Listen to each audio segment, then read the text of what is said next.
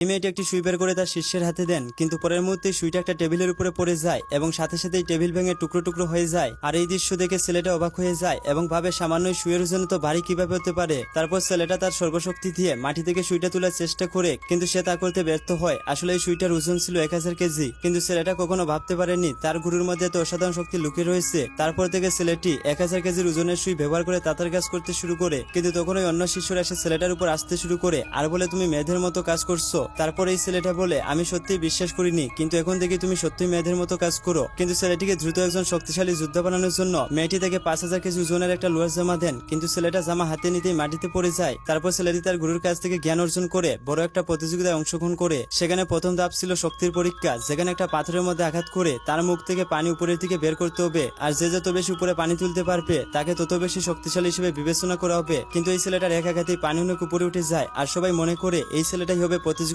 বিজয়ী। কিন্তু তারা জানতো না এখনো একজন প্রতিযোগিতায় অংশ নেওয়ার বাকি রয়েছে। পরের বার দেখার জন্য ভিডিওতে লাইক করো।